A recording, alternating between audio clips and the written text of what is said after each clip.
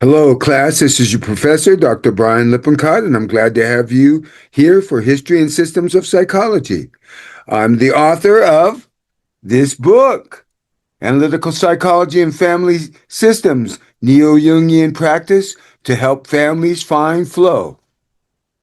And I'm going to give you a lecture here today about what I consider to be the most important person in the psychoanalytic movement, especially in early psychoanalysis, but the forebearer of relational psychoanalysis. And as a child therapist, the most important person is Anna Freud, not Sigmund Freud. So I'm going to dive in and tell you a little bit about Anna Freud and why she's so important to the field of psychology and especially psychoanalysis. Okay, here we go. Okay, this is the History and Systems of Psychology, and we're talking about Anna Freud's structural framework. From the shadow of the id to the tapestry of the ego. And there's reasons for that title there, which we'll get into. Anna Freud was also so important to ideas about self-care for the therapist, which is she's the one who first started thinking about that before they, and all, that's because a lot of the men before her, like Freud, Jung, and Adler, were doing all these things that weren't always so good, as we talked about before with Sabina Spielrein and others. Okay.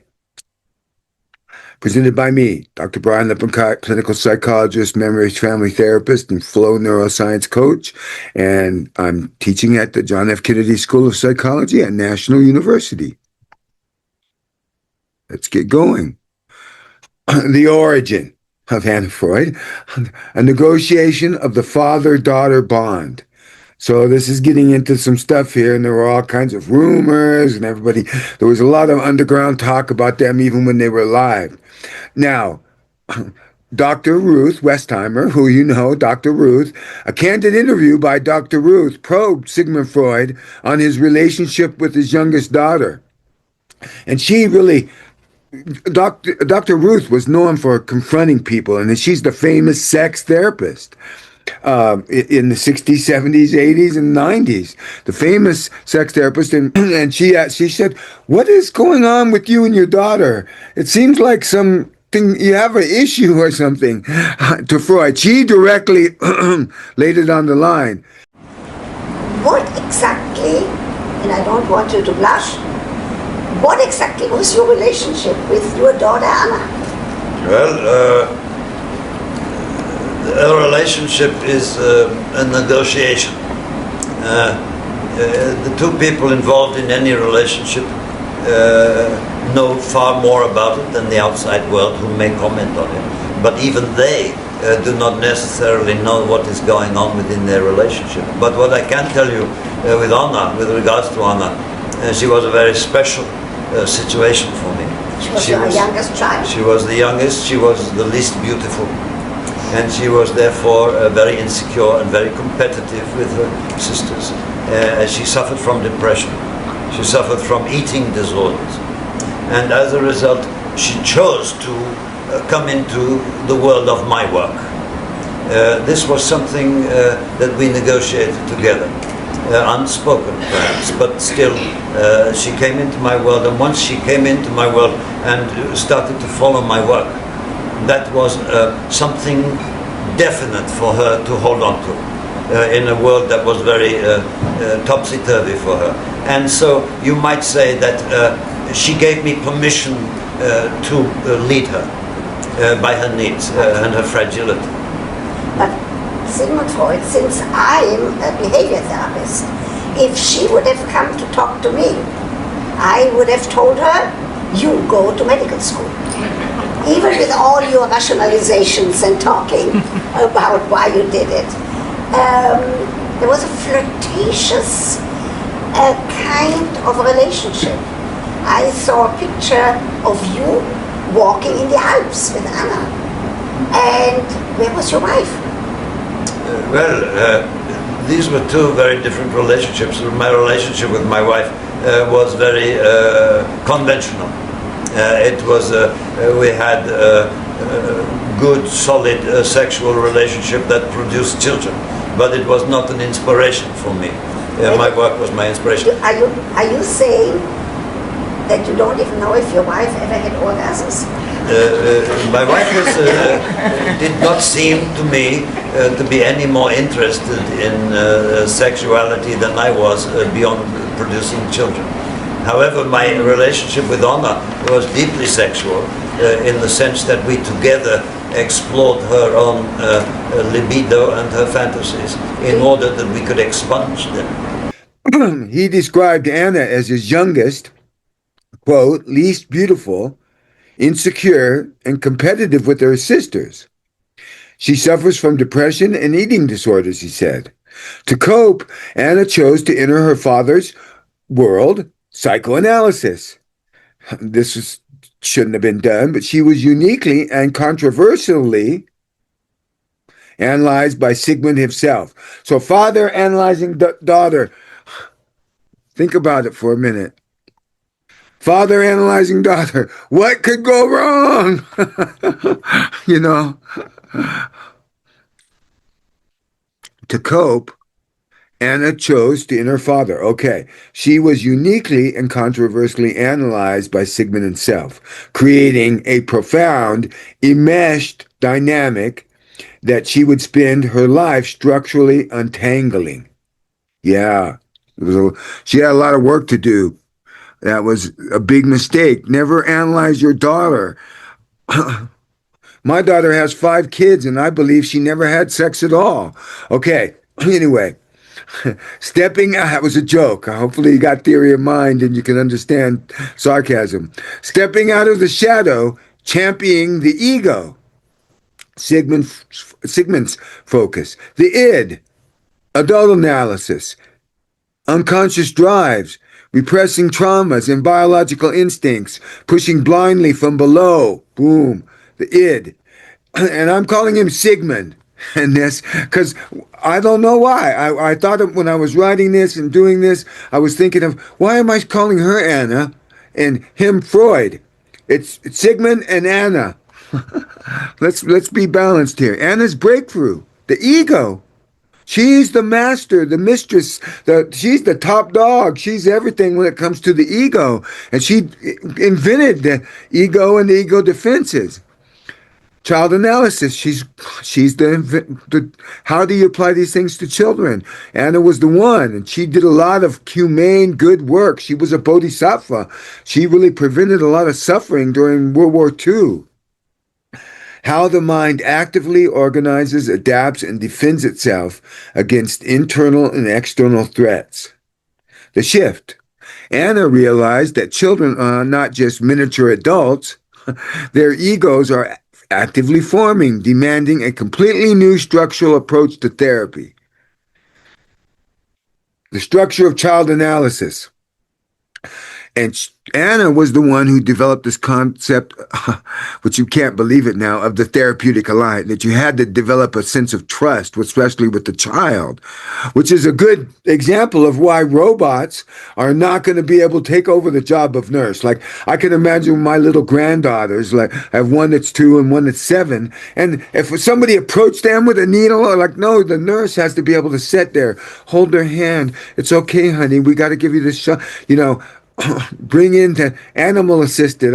One of my master's students did their thesis like 20 years ago on children that were diabetics and had to have shots, and using a cat. And the cat was a purring cat who was trained, was really, really good at allowing them to get the shots.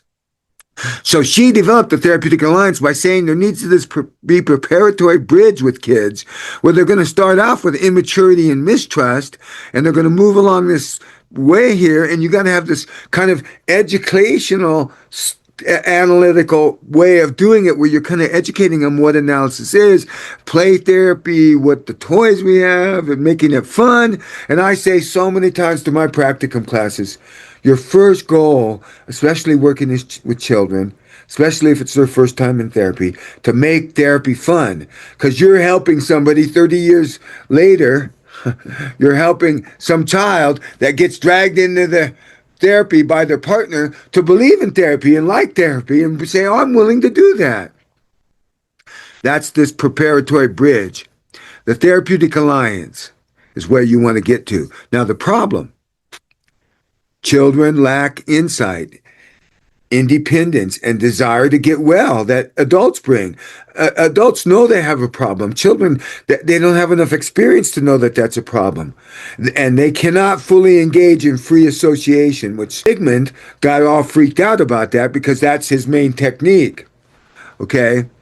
Where they can do active imagination when we get to young. They can do expressive arts. Children can do a lot of things, but free association is not one that they can just do because they don't have the linguistic skills. Freud's traditional analysis is dependent on linguistic skills. So a lot of people have trouble with Freudian analysis because they don't have the linguistic skills for it. And I'm sent you a whole thing about how fantasy is so important in reading books and stuff. But some people are born in a situation where they can't read or they have problems reading. Evan Newsom has dyslexia that's really inhibited him. So he watches videos and things like that, which is why I'm trying to integrate all that in so everybody has different learning channels, which you would find out in this preparatory period here. The analyst actively works to gain the child's trust and present themselves as an ally before formal analysis begins. Who would have thought of that? Well, Anna Freud thought of it. But it's amazing that it could not be thought of beforehand. But we don't realize how people thought about children. Children were chattel. They were a thing. They weren't fully formed human beings like we know now. The dual role. The child analyst must act as both analyst and educator.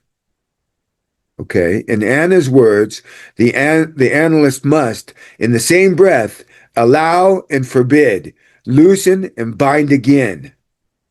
Oh, it's just like, which is really what a parent is. You're flowing in between those two opposites. It's what Jung would talk about the transcendent function. It's an oxymoron, which I love. Allow and forbid, loosen and bind again. Oh, that is a beautiful statement of what it's like to be a therapist of children. You have to set limits, which you want to be. Okay. Double approach, bridging data and theory.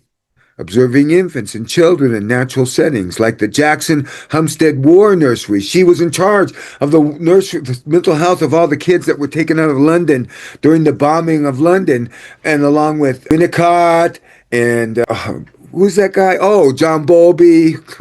She was at the head of all that during the war. Tracking, feeding, weaning, and wartime prenatal separations.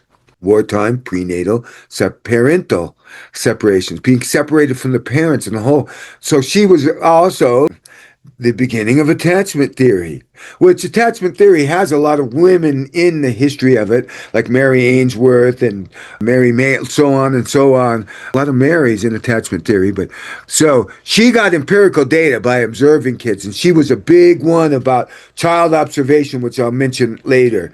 She invented the idea, which I do all the time. Whenever I have a child client that's having trouble in school, I say, can I go get the release and everything to say, can I go observe them in school? And then what I do is I observe them and I write a page, you type it up, send it to the teacher, email it to the teacher saying, these are some suggestions that you might have to control Johnny's behavior or whatever. Well, when I'm there, I give a stack of my cards to that teacher. And somebody that is willing to go to school in private practice, observe a kid, give that recommendation. Every year they give out, here, go see Dr. Lippincott, go see Dr. Lippincott. It's the greatest marketing tool ever, is going to schools and observing. It's more than a marketing tool, but that she got her theoretical insight because of watching kids using classical psychoanalytic reconstruction to hypothesize about internal unconscious beliefs. So she started seeing kids by seeing, and I say to all my people in practicum, even if you only want to work with adults, or you only want to work with adult couples or whatever, work with children, because then you'll see where everything starts. That's the psychoanalytic reconstruction, but you really will see. And every person I meet, because I'm kind of leaning more towards Klein, which when we get to that in a minute, but my Kleinian work tells me that every person I meet, I think, what type of babyhood made this person? What type of what type of infancy did this person have to have this kind of object relations and this kind of relational health or unhealth or however they're relating to people? The synthesis. Children's behavior confirms or contradicts the psychoanalytic assumptions. The behavior confirms or contradicts. That's why observing them is so important. Psychoanalysis shifts from studying only pathology to building an evidence-based theory of normative child development. It was because of Anna's work that Sigmund and her worked together on creating oral, anal, phallic, latency, all the different states. And she's the founder of Anna is the founder of ego psychology, so that's Erik Erikson, who you'll read about in your textbook. I could cover Erik Erikson and his whole developmental thing, because it goes through the whole lifestyle, but we just don't have time in this class. We're hustling here. This is a huge subject. But anyway, that's a little bit about her double approach, bridging data and theory by observation. Developmental lines. The humanizing process, that's a quote from Anna. Total dependency and intimacy. Here, kid starts, total dependency and intimacy, and they move along this continuum, and they get a little bit more of self here. They change colors, they get a little deeper, know whether they're boy or girl in that or whatever. They start thinking about gender, what people are like, what adults and children are like, all those little things they start to learn about. And finally, they develop independence and maturity. So we're helping them move along this continuum. Some people believe that, because it really is true, let me start there, that if you start seeing a kid here, you can see them all the way through 18, 19, 20, and they'll always have a developmental hurdle to get over. There's always the next thing. My personal belief is when a child reaches, like, let's say the child is here, but they're supposed to be here. When they get to here, and maybe the other people went a little farther, so they get to about here, you let them go. And then if they come back or they rebound, or they can come back to therapy to jump this hurdle when they get to it. Or maybe they'll just pass it in like flying colors. So you don't keep them in interminable 10-year analysis like you would, Sigmund and Carl and Alfred would do. Okay, long-term therapy. Alfred way less than Sigmund and Carl. Carl was a lot more like, when do you want to come back type of thing too, but than Ziggy was. Okay, a framework to assess a child's maturity based on their normal progression rather than relying on adult models of neurosis. Who would think of it? Anna would think of it. Rhetorical question, obviously. Okay. Diagnostic purpose. Psychological disturbance is diagnosed exclusively by the degree of deviation from the expected norm. Like I was saying, once you get to here and you're supposed to be here, then you let go. You're not deviant then. You're not having a psychological problem.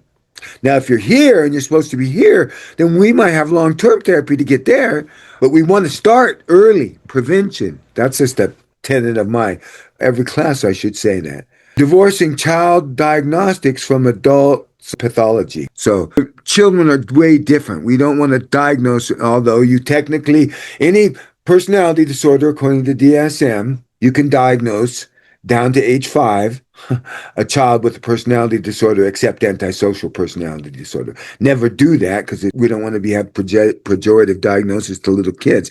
But you could, and it has to be a lifelong pattern, which when you're 8 years old, that says in the DSM is 2 years.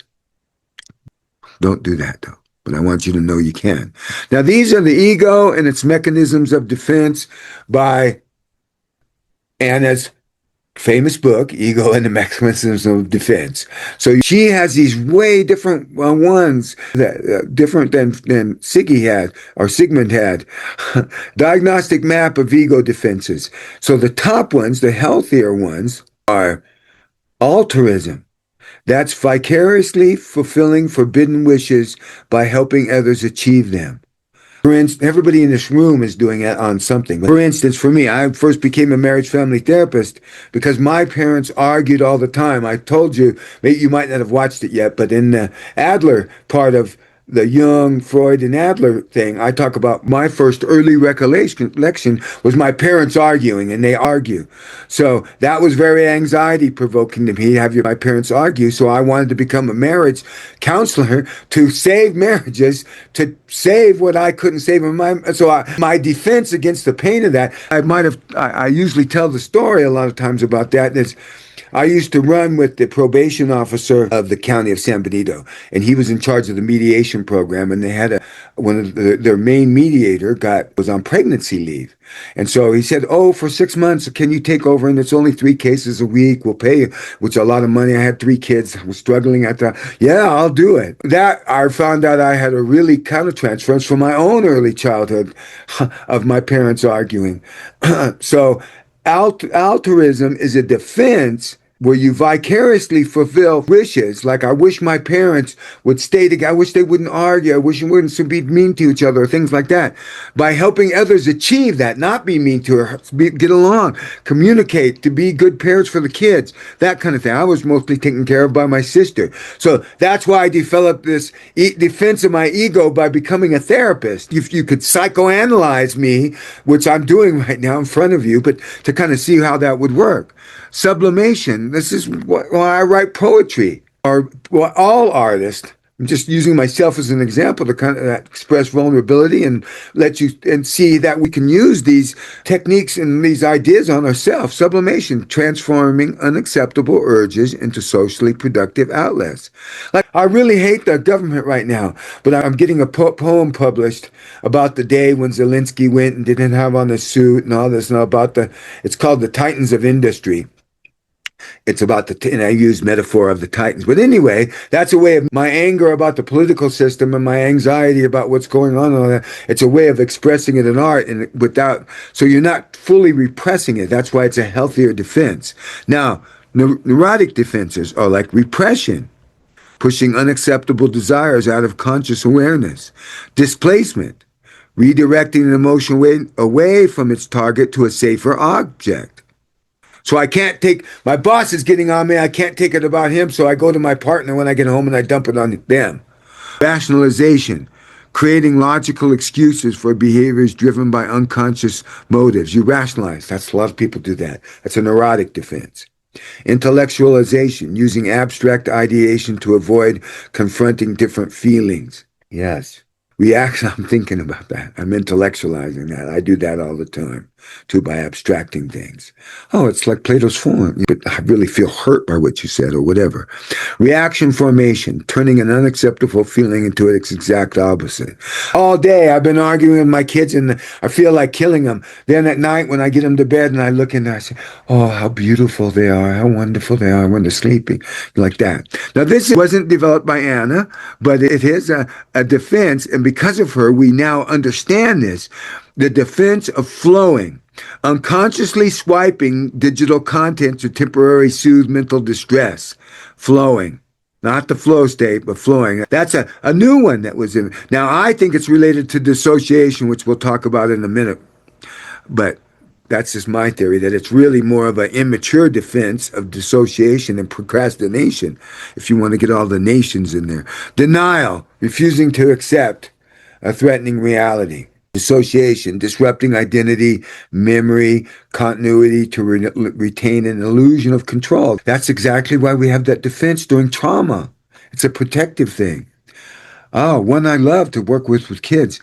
Identification with the aggressor, taking on the traits of a feared person to feel safe. That's why people that are abused at home or beat up by their big brother at home are bullies at school. We can go way into that. We're going to talk about more about this one too. Projection, attributing one's own unacceptable feelings to somebody else. Now, you put when we get to Klein, she's the one who came up, and you're going to watch a video on projective identification. She put together projection and identification together. It's because you can have other things, like you can have identification with the victim, which I could talk more about that if you ask questions. But identification and projection is a two-person or more whole group phenomena of one person projecting and another person identifying with it and acting it out. That's the intersubjective field and all that we talked about before. But that's getting into Klein, which we'll talk about in a minute in this. Deep dive, an altruistic surrender. So you have forbidden wishes that you don't have. You find they get blocked here. You have anxiety of the ego and it starts to push back on it. Then you help say, I'm going to help other people with that so they don't have that same problem that I have, right? That's the altruism. It's a way of defending it and having this vicarious goal because you get to be like you were abused as a child, so you want to stop other people from abusing kids and teach better parenting. You get a good feeling out of that. That's what we all therapists have. This is a big reason why some people get into therapy. Probably when I look at it, it's a great explanation of a lot of things I went through as a therapist. The mechanism. Individuals repress their own needs because pursuing them feels dangerous or forbidden. The execution. They dedicate their lives to making those exact wishes come true for others. It's like a person who wanted to play professional football but couldn't, but becomes a big-time coach. That's another example. By projecting their desires and identifying with the recipient, they indirectly fulfill their own wishes, turning passive denial into active control. Now, think about yourself as a therapist, because we should probably have a little discussion about that, because that's something you really should know about and be able to analyze in yourself. Deep dive, identification with the aggressor, the mechanism. You see, he's looking in the mirror here. He's being hurt, but he's going to be the guy that hurts other people. You can see that, the mechanism, transforming the terror of a frightening person into a sense of safety by adopting their characteristic, power, or aggression. Prophylactic aggression, acting out aggressively before being scolded or preemptively control the punishment. Brian, why are you late? Well, it took you at least 10, 15 minutes to open the door. Why are you arguing at me? You were so slow. Open the door, Mom. That's prophylactic aggression. Turns passivity into activity. The victim structurally reorganizes himself into a perpetrator. So I'm yelling at my mom because of modern relevance. And then payback is a you know what. When you become a parent, you're on the other end of that prophylactic aggression. It does not feel good. The modern relevance. The framework, especially when you have 6'2", 210-pound boys or whatever. The kids can get you in different ways. My daughter she was really intelligent, could really mentally twist me. Modern relevance. The framework forms the psychological foundation for understanding the Stockholm Syndrome and traumatic entrapment. You should look up, I can't remember her name. She was the daughter of an heiress of a big newspaper guy. Somebody in the class probably will think of it. And she got kidnapped and became part of the gang of kidnappers or whatever, Stockholm. So you bond with the people that hold you captive. It explains how that happens, and you start to be like them, or you take on their political views, even though her name was on the tip of my tongue. I'll probably think now. I wanted to get into this one, though. Deep dive, flowing, a modern defense. So you can see, this is our cell phone here. Anxiety arrows, deadlines, obligations, difficult emotions, and dopamine hits from people emailing us. And the mechanism, a newly proposed neurotic level defense specific to the digital age. I think it might be more lower on that, but a primitive defense or early defense, but because I think it's more related to dissociation. But I agree. This is what the research shows. The execution, unconsciously opening social media application and rapidly swiping through content without giving it a detailed attention. You're avoiding. It's a big cause in community college, especially for people that are just starting out their academic career. And they talk about procrastination all the time. And I say, you gotta, if the phone, the research shows if the phone is even in the same room, even if it's in a drawer, it distracts your attention. We're always thinking about the phone. You got to put it in another room when you study. I'm just telling you, in order to get into the flow state, not the deep dive of flowing. I wish they had a different name for it, but it creates, oh, it's called doom scrolling too. Doom scrolling. Finally, I remember something. It creates a numbing, rhythmic barrier used to temporarily soothe mental distress, deflect anxiety, and actively avoid obligatory actions. And there will be a question on this about the test, and I would like to have a discussion about what you think about doom scrolling or flowing. The Great Schism. Freud versus Klein. That's Anna Freud versus Melanie Klein. Those were the two big child analysts of the time. Anna Freud was about the ego psychology, believed in respecting the immature ego, focusing on conscious structure of the mind and the realities of the child's environment. So she would be so much slower in the opening and play with the kids and be more like that. Where Melanie Klein, because of maybe the Jungian influence on her too, but she would go for the deep unconscious. She would go for the juggling. I mean, if the kids, she would interpret things, and she would talk about. She was also the first one to have mother-infant observation. Melanie Klein was really into infant and believed the infant had way more cognitive, not really cognitive, but psycho-emotional abilities than what they were given credit for, and had this shadow side that, for instance, Melanie Klein talked a lot about the breast. So if I'm feeding a child and there's good milk coming out, that's the good breast. But pretty soon it gets empty. And then the child, according to Melanie Klein, has these feelings that they destroyed the breast. So I'm bad because I made the breasts empty. And the empty is she had the good breast and the bad breasts. And she was the one that talked about splitting. So they have the good mother and the bad mother because of part objects she talked about where the breast is a part. It's the baby doesn't see it as a whole thing. It only sees it as a part. And the baby has this, they have the paranoid schizoid position and the depressive position. Depressive position is more helpful because you feel paranoid schizoid. You think the mom is doing this to me. I'm destroying the mom. It's all this aggression and the depressive one is like, oh, I probably sucked all the milk out. I'm not. So that's Melanie Klein. That's a quick overview. The conflict, as child analysis grew, a fierce intellectual and clinical rivalry erupted between Anna Freud in Vienna and Melanie Klein in London. So you had the Vienna group and the London group. And you have the Zurich group in Jungian psychology and the London group. Now, the Kleinian Institute and the Jungian Institute were in all the same building in London. So the Jungians that are in London, that's called the developmental school because they're using a lot of Melanie Klein there.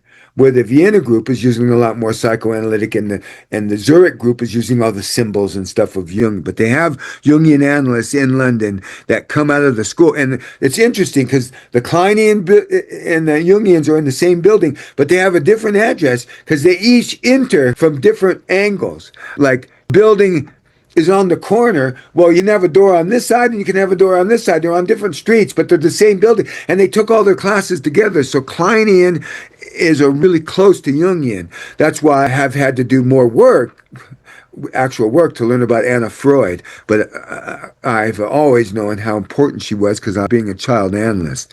And we're going to talk about how Anna Freud created all these clinics, child guidance clinics. And I'm a child therapist. I work, one of my first jobs was at Lincoln Child Center in Oakland, and I was supervised by a lot of social workers there to get during my practicum and my internship.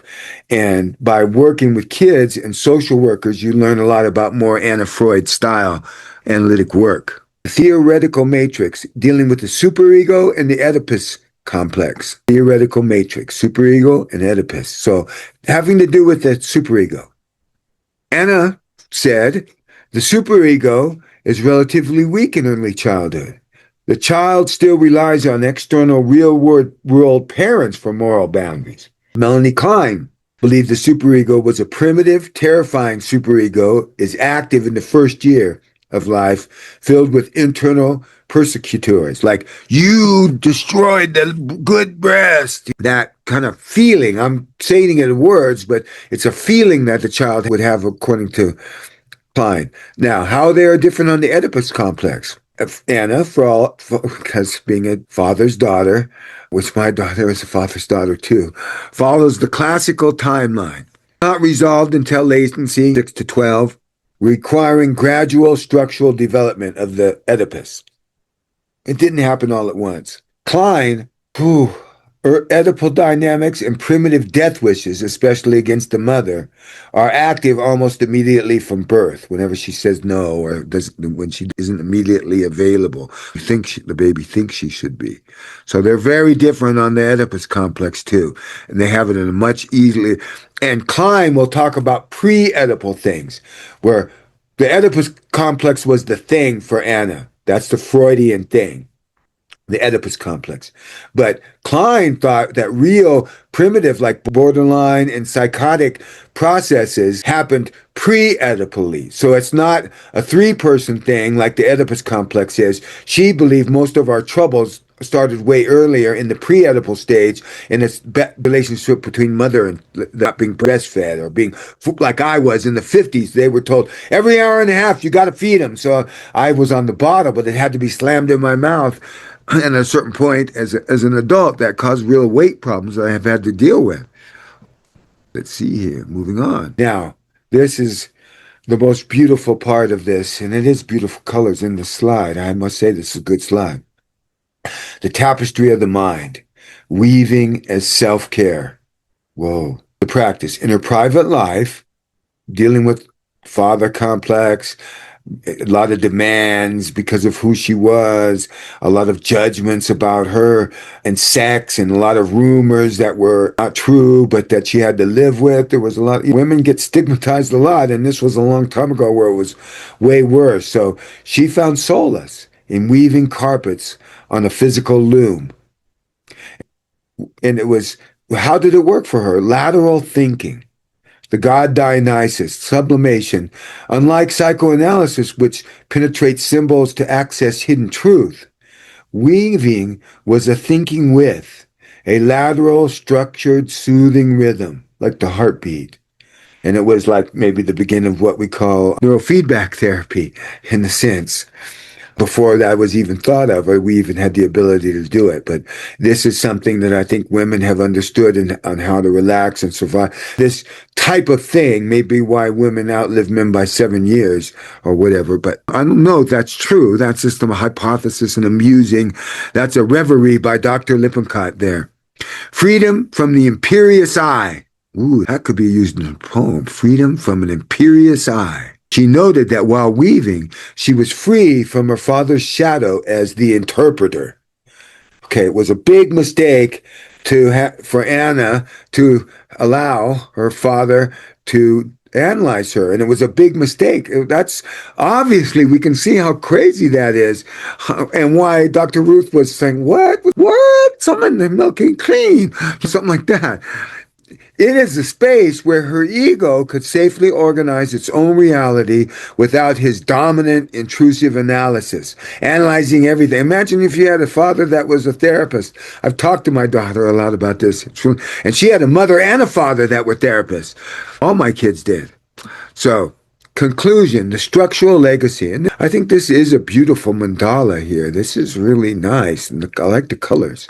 Anna Freud took the dark, biological fatalism of the id and wove it into the resilient, adaptable structure of the ego. Now, it took me a long time to poetically come up with that sentence, so I'm going to read it again. Anna Freud took the dark, biological fatalism of the id and drove it into the resilient, adaptable structure of the ego. The impact by integrating clinical observation with theoretical rigor, the double approach, clinical observing the kids and watching them in their natural habitat of being kids. With theoretical rigor, the double approach, she didn't just study pathology, she mapped the structural mechanics of human resilience. And like Sabina Spielrein, a lot of her work on this double approach was stolen by Freud. The daddy Freud, a lot of that was stolen and used in his own work. Final thought. Her mechanisms of defense remind us that the mind is not just a victim of its drives, but a brilliant active weaver, constantly structuring its own protection and maturity. There's a drive forward and a drive back in her. Protection and maturity. So, let's see, that's it.